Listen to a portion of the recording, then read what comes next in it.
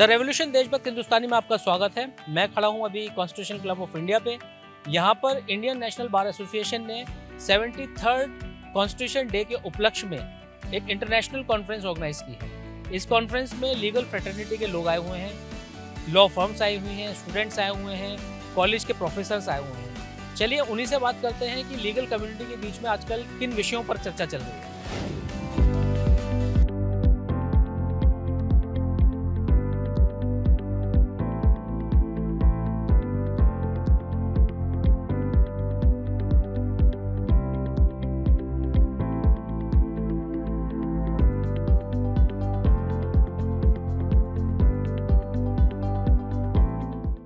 Sir सबसे पहले हमको बहुत ही आसान शब्दों में बताएं कि आर्टिफिशियल इंटेलिजेंस आखिर है क्या चीज़। जैसे कि आपको मैं अगर बताना चाहूँ, आसान से तो नहीं, मैं थोड़ा सा घुमा फिरा के बताऊंगा क्योंकि इसका एप्ट आंसर तो नहीं है।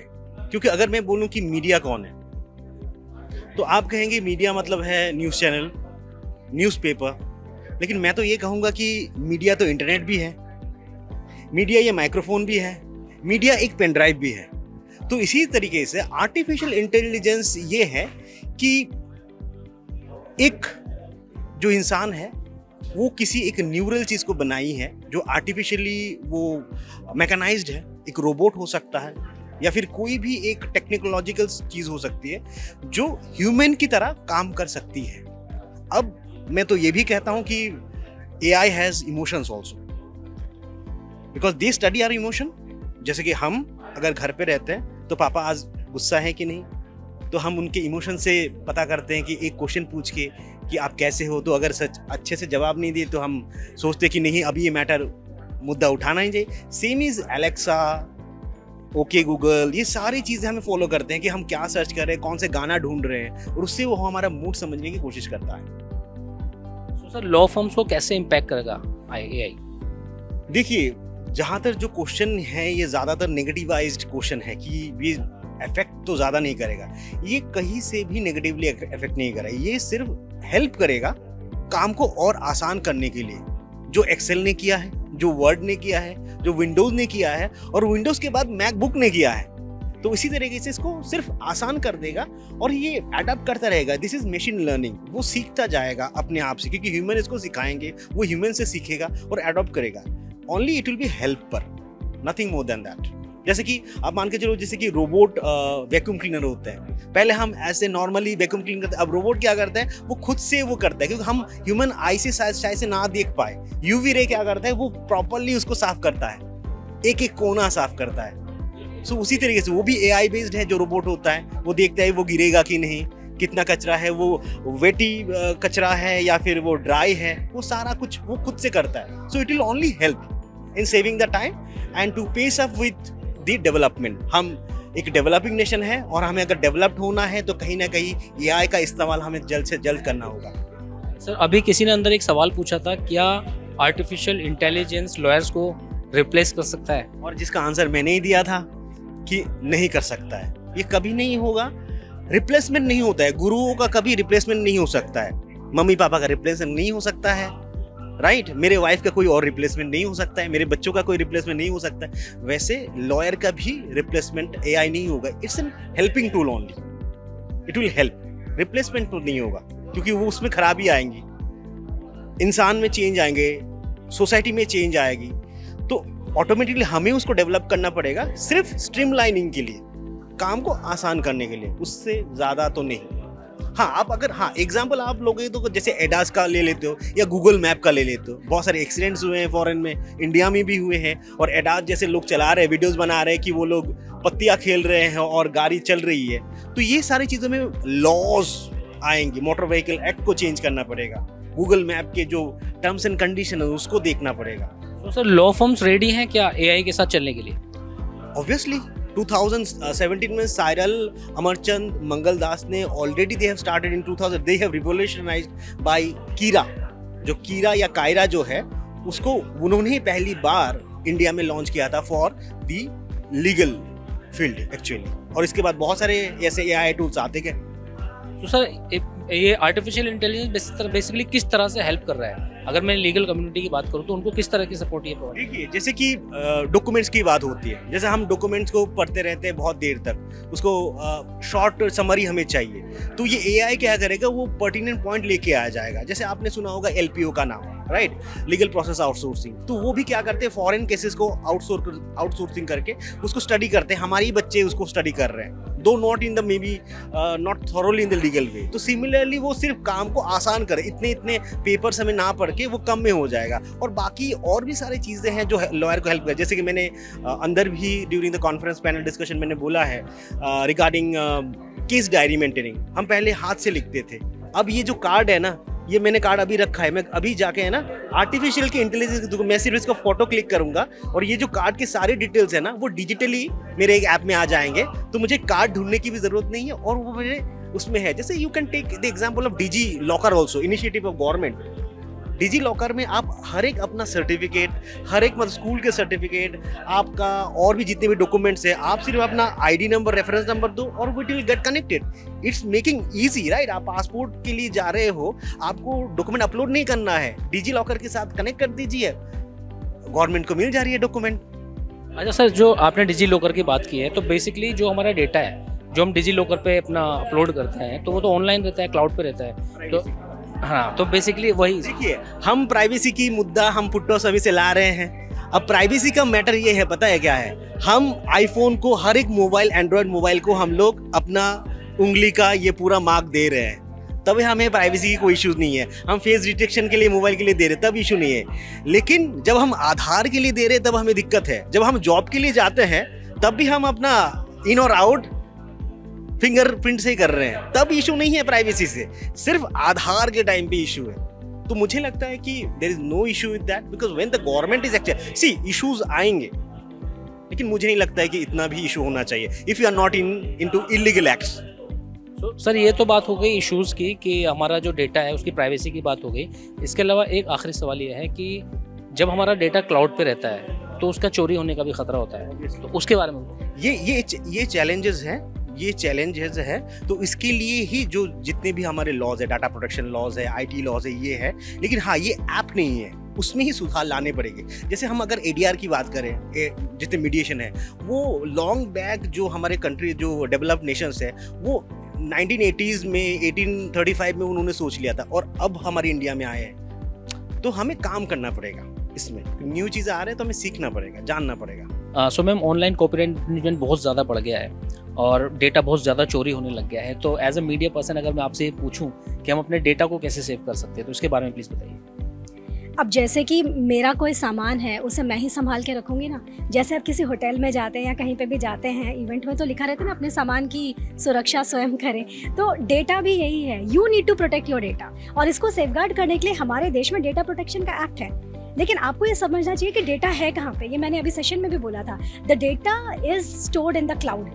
आसमान में है वो कहीं, आप एक लेमैन की लैंग्वेज में ये समझें तो वो ब्रीच हो सकता है। इसके लिए आपको एक बहुत स्ट्रॉन्ग सिक्योरिटी मैकेनिज्म की ज़रूरत है। और दूसरी बात ये है कि डेटा को प्रोटेक्ट करना एक पर्टिकुलर ऑर्गेनाइजेशन की भी जिम्मेदारी है। So please follow the data protection act and see that what kind of a data you have. जैसे कि आपने व्हाट्सएप के बारे में सुना होगा, ठीक है, उसमें लिखा रहता है अब एक दूसरे से बात करने का डेटा आपका प्रिजर्व्ड है, कंजर्व्ड है, फायरवॉल्ड है। इसका मतलब ये है जो मैं आपसे चैट कर रही हूँ ये सिर्फ आप ही पढ़ सकते हो, no other person can touch it. Why? क्योंकि वो इस तरीके से प्रोटेक्टेड है। इसी तरीके से सारा डेटा प्रोटेक्टेड होता है और इसका एक्ट है। और अगर इस एक्ट को कोई ब्रीच करता है तो उसके लिए ये पनिशेबल ऑफेंस है। तो सर, मैं अगर प्रैक्टिकल एक्सपोजर के पॉइंट ऑफ व्यू से बात करूँ तो ऑनलाइन इंटर्नशिप कितनी सही है? जी, अगर हम कोविड को मद्देनज़र रखें तो एक तरीके की अपॉर्चुनिटी थी उस समय, और शायद आज भी है कुछ हद तक, कि ऑनलाइन इंटर्नशिप से बच्चों को जो एक्सपोजर मिल रहा था पहले, पूरा तो नहीं बट कुछ हद तक वो पूरा कर रहा है उस रिक्वायरमेंट को। लेकिन पूरी तरीके से नहीं कर पाएगा, क्योंकि जो एक फिज़िकल एक्सपोजर की ज़रूरत होती है हमें, वो ऑनलाइन में तो कतई नहीं मिल पाएगा। और इसी कारण से ये अपॉर्चुनिटी थी और है भी, लेकिन एक लिमिटेड पर्पस को फुलफ़िल करती है। और पूरे पर्पस को फुलफ़िल इसलिए नहीं कर पाएगी क्योंकि हमारा जो लीगल सिस्टम है पूरा का पूरा फिज़िकल मोड में ही एस्टैब्लिश किया गया है। सो जब तक कि बच्चा जो है वो कोर्ट नहीं देखेगा, वो ये नहीं सीखेगा कि कोर्ट की प्रक्रिया किस तरीके से चलती है और किस तरीके से फाइलिंग होती है, और ये नहीं सीखेगा कि कोर्ट में आर्ग्यू कैसे करते हैं, तब तक मुझे लगता है कि वो उस एक्सपोजर को नहीं गेन कर पाएगा। तो इसीलिए ये कुछ नुकसान हैं जहाँ तक कि हम ऑनलाइन इंटर्नशिप की बात करते हैं। ऑनलाइन कॉपीराइट इन्फ्रिंजमेंट की अगर बात की जाए तो इसके बारे में थोड़ा सा रोशनी डालिए। इशू ये है कि अगर कोई इन्वेंशन एक मशीन ने की है तो क्या उस मशीन को कॉपीराइट होल्डर बनाया जा सकता है? क्या वो मशीन उस कॉपीराइट का ओनर हो सकता है? सो इसके रिगार्डिंग काफ़ी कंट्रीज़ ने, दूसरे नेशंस ने अलग अलग स्टैंड रखा है, अलग अलग रेगुलेशंस बनाई हैं, अलग अलग गाइडलाइंस दी। तो इंडिया ने ऐसा ही एक पेटेंट दिया है, एक ऑथर बनाया है एक मशीन को। मशीन एक को ऑथर है, उस मशीन ने एक पेंटिंग डेवलप की थी और उसको को ऑथर बनाया गया है इंडिया पेटेंट अथॉरिटी से। ऐसे ही साउथ अफ्रीका में एक पेटेंट ग्रांट किया गया एक मशीन को। सो नया करंट इशू ये है कि क्या हम एक मशीन को जो इन्वेंशन कर रही है, क्योंकि हम टेक्नोलॉजी वर्ल्ड में जी रहे हैं, इंडस्ट्री 4.0 में जी रहे हैं, तो क्या इस इन्वेंशन को रिकॉग्नाइज कर सकते हैं जो मशीन ने किया है, या सिर्फ इंसान को, सिर्फ ह्यूमंस को ही इन्वेंशन या राइट का होल्डर माना जा सकता है? तो इस इशू में डिस्कशन होना बहुत ज़रूरी है। सर, जैसे अभी लिविंग रिलेशनशिप के ऊपर आप क्या कहना चाहेंगे? अब इतना बड़ा हादसा हुआ है और हमारा यूथ लिविंग रिलेशनशिप के ऊपर काफ़ी जा रहा है, इस पर आपकी क्या राय है? Living relationship is not bad, ठीक है, बट कायदे में उसको तुरंत इम्प्लीमेंटेशन देना चाहिए, उनको प्रोटेक्शन देना चाहिए। अदरवाइज जैसे कि अभी इंसिडेंट्स हुआ तो उस तरीके के हादसे ज़रूर होते रहेंगे। तो मेरा इसमें एक ही राय रहेगा कि कोई भी चीज़ देखिए शुरू से बुरी नहीं होती है। तो लिव इन रिलेशनशिप आज की तारीख की ज़रूरत है। अगर दोनों भी वर्किंग है, दोनों रह रहे हैं, दोनों में संबंध है, दोनों ने मतलब विल के हिसाब से, अगर कानून में प्रावधान है कि हम 18 के ऊपर अगर हमारा सोच या फिर उसके ऊपर कोई बंधन नहीं रहेगा, we can live our life the way we want, तो उसी हिसाब से लिव इन रिलेशनशिप पे कोई बंधन तो होना ही नहीं चाहिए, बट उसको कायदे के दायरे में लाना बहुत ज़रूरी है। फिर कल को जैसे कि लिव इन रिलेशनशिप में ब्रेकअप हो गया, अगर मेंटेनेंस है, राइट, फिर उसके बाद में अगर उनसे अगर लिव इन रिलेशनशिप में बच्चा हुआ तो फिर उसका क्या है, फिर उस बच्चे का किसका नाम दे, फिर उस बच्चे का प्रॉपर्टी में अधिकार होगा या नहीं होगा, फिर उस लड़की को लीगली वाइफ माना जाएगा या नहीं माना जाएगा। ऐसे काफ़ी सारे सवाल है कि जिनको एड्रेस करना कानूनी बहुत ज़रूरी है और वो अभी टाइम आ गया है। सर, मैं आपसे एक सवाल और करना चाहूँगी। जैसे कि हमारे युवा हैं, वो ड्रग्स ले रहे हैं, क्या कानून ने तो ये इजाज़त दे दी है, अल्कोहल, सिगरेट है, क्या अनलीगल जो ड्रग्स और नशा लिया जा रहा है वो कितना सही है? देखिए, सही और गलत, अभी मैं खुद वाइन कंपनी का जनरल काउंसिल हूँ, तो अगर मैं कहूँ कि कोई भी चीज़ गलत या सही नहीं होती है, अगर मुझे उस चीज़ से अगर कुछ गलत हो रहा है तो उसका कंट्रोल मेरे पास में होना चाहिए। अगर ऐसा ही कोई चीज़ अगर गलत होता, जैसे कि सिगरेट पीना या फिर ड्रग्स या फिर दारू, उसका अगर हम कोई भी अगर कंजम्पशन करते हैं तो उसका तो हेल्थ पे बैड इफेक्ट होगा ही होगा। अभी जैसे कि अगर हमने ड्रग्स ले ली तो हमने कानून में प्रावधान दिए हुए हैं कि कानून में प्रावधान इस तरीके से है कि अगर आप सर्टेन क्वांटिटी पे अगर आप कैरी भी करते हो तो आपको कोई पकड़ेगा भी नहीं, राइट। अभी सारे ड्रग्स नहीं बोल रहा हूँ मैं, कुछ ड्रग्स ऐसे हैं। अभी रिसेंटली FSSAI डिपार्टमेंट ने, food safety and standards department ने, जो भांग कहते हैं हम, राइट, तो भांग को उन्होंने लीगली कर दिया है ऑनलाइन, उसकी जो सीड्स है वो बेचने के लिए। तो अभी कानून अगर उसको सीड्स को या फिर उसके पन्नों को, मतलब पत्तों को अगर लीगली कर रहा है FSSAI डिपार्टमेंट, फूड डिपार्टमेंट, तो उसमें गलत तो नहीं है। लेकिन अगर बंदा अगर वो भांग अगर कुछ ज़्यादा क्वांटिटी में खा लेगा तो उसको नशा होगा ही होगा। अभी सिगरेट दुकान पे खुलेआम मिलती है, लेकिन अगर आप और मैं सिगरेट नहीं पी रहे तो उसमें ऐसा ज़रूरी नहीं कि उसकी लत लगे। तो ये purely person to person depend है। अच्छा, मैं आपसे एक आखिरी और सवाल करना चाहूँगी। आप UCC के बारे में क्या कहेंगे? यूनिफॉर्म सिविल कोड के बारे में आपकी क्या राय है? देखिए, यूनिफॉर्म सिविल कोड आना बहुत ज़रूरी है, क्योंकि जिस तरीके से हम अभी ये मेरी पर्सनल राय है, लेकिन अभी जिस तरीके से हम देख रहे हैं कि रिजर्वेशंस, हर कैटेगरी के लोग रिजर्वेशन मांग रहे हैं, तो फिर ओपन वाले कहाँ जाएंगे? फिर जो टैलेंटेड पूल है, तो आज हम देखते हैं कि आज अमेरिका में सारी बिग कंपनीज के, गूगल से लेके ओरेकल तक, सारी बिग कंपनीज के जो सीईओज है वो सारे इंडियंस हैं। हम इसको ब्रेन ड्रेन थ्योरी बोलते हैं। तो अब ये लोग क्यों जा रहे हैं? क्योंकि यहाँ पे हमारी एक रिजर्वेशन सिस्टम बन गई है, एक कैटेगरी, हर कोई आता है और रिजर्वेशन के लिए फिर वो स्ट्रगल कर रहा है, जिससे कि टैलेंटेड पूल आगे नहीं आ पा रहा है। तो मैं पर्टिकुलरली बहुत सारे उसमें इश्यूज है, उसको नहीं टच करूंगा, लेकिन मैं कहूँगा यूनिफॉर्म सिविल कोड जरूरी है टू रिटेन द टैलेंट। बस एक सवाल और मैं आपसे जानना चाहूँगी, जैसे आज का यूथ है, कुछ बच्चे लेट नाइट पार्टीज करते हैं, कुछ बच्चे देर रात तक पढ़ते हैं, आईएएस की तैयारी कर रहे हैं, यूपीएससी की, और सरकारी नौकरी और प्राइवेट नौकरी का स्तर कितना बढ़ रहा है और कितना घट रहा है? देखिए, हमारी एक पहले से एक सोच है कि सरकारी नौकरी लग गई तो मतलब अपना काम बन गया, राइट? ये सोच बदलना बहुत जरूरी है। मैं ये नहीं कह रहा हूँ सरकारी नौकरी बुरी है। आज जो बच्चे पढ़ रहे हैं या फिर जो सिविल सर्विसेज की तैयारी कर रहे हैं, भले वो स्टेट सर्विस कमीशन हो या फिर वो पब्लिक यूपीएससी की हो, public union public service commission की, तो वो बच्चे पढ़ाई करके उनको जाना क्यों है? क्योंकि वो मेहनत कर रहे हैं, क्योंकि उनको सिस्टम में बदलाव लाने हैं, उनको कुछ आगे जमाने के साथ चलना है। रही बात आपने जो दोनों अलग अलग सवाल है, जैसे देखा जाए कि जो बच्चे लेट नाइट पार्टी करते, मैं ये नहीं कहूँगा, उसके अगेंस्ट में मैं बिल्कुल नहीं हूँ। देखिए, पार्टी करना कोई गलत नहीं है। मैं अगर दिन भर काम कर रहा हूँ और वीकेंड में अगर मैं पार्टी कर रहा हूँ, वो भी मैं अपने एक लिमिट में कर रहा हूँ, तो बिल्कुल सही चीज़ें हैं। जैसे सेहत पर असर हो रहा है ना बच्चों की, बिल्कुल, वो तो गलती है। देखिए, सेहत पे अगर असर हो रहा है, हाँ, मैं ये जरूर कहूँगा कि हम बहुत सारा वेस्टर्न कल्चर अडॉप्ट करने की कोशिश कर रहे हैं, जहाँ पे अपना इंडियन कल्चर हम जरूर भूल रहे हैं। तो वो कहीं ना कहीं पे वो चीज़ हो रही है। और बिल्कुल आपका वो पहले का सवाल भी इस सवाल से कनेक्टेड आ जाएगा कि जहाँ पे ड्रग्स, फिर वो शराब और वो सारी चीज़ें आ ही जाती है। लेकिन उन चीज़ों को मैं वही बार बार कहूँगा कि जितना हम लिमिट में यूज करेंगे, जितना हमें जरूरी है। अगर मैं ये नहीं कहूँगा कि जो बंदा सिविल सर्विस की एग्जाम की तैयारी कर रहा है वो दारू नहीं पी रहा है, ऐसा बिल्कुल नहीं हो सकता है। वो पिएगा भी, लेकिन वो उसको पता है कि मेरा ध्येय क्या है।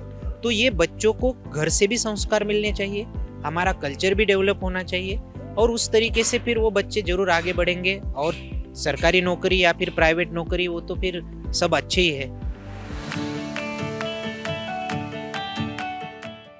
सर, आप ये बताएं कि इनबा के पीछे की क्या आइडियोलॉजी है, इसको क्यों शुरू किया गया? Sir, first time I was appointed as a India chapter chair of a New York State Bar Association. I was the founder and I did see a difference in the हाँ, तो वहाँ सबसे बड़ी एक चीज़ देखी, जज वहाँ एक साथ बैठा है, स्टूडेंट है, बड़े से बड़ा सीनियर है, दे टॉक, एक दूसरे को मेंटर करते हैं, बात करते हैं। वहाँ कोई ऐसा कोई सुपीरियरिटी कॉम्प्लेक्स नहीं है। बच्चा किसके पास जाए अगर उसे किसी हेल्प की ज़रूरत हो, कुछ गाइडेंस? यहाँ कोई सिस्टम ही नहीं है। यहाँ जज दूर बैठेगा, बहुत जैसे मतलब just like a British period you जज justice. Justice means come goes to the God if you say indirectly, if you go by the Sanskrit and then so here in this world justice is delivered by the human being. It's not an act of God right now, but as a human being I thought we don't have any organization, neither professor, those who are teaching a law, they are not made a member of a bar council. How can they create a lawyer? Number two, millions lawyers work with the Indian government and private sector. They are not part of a Bar Council of India. So what you are doing, and at least not you, me as well, we are encouraging illegal activities at INBA. We try to involve a student who can work, research, write, and find a foreign universities to scholarship, and whatever I can contribute, I do. Sir ये 11th conference है, तो अभी तक हमने क्या achieve किया है इस कॉन्फ्रेंस से? सर अचीव तो मैं कह नहीं सकता मैंने क्या अचीव किया है, ये तो बहुत डिफिकल्ट क्वेश्चन हो जाता है, पर मैं इतना अचीव जरूर किया कि people trusted me, the people who matter. Doctor Subhash Kashyap ji हैं, आपके श्री राम जेठमलानी जी हैं, these people really respected me, really.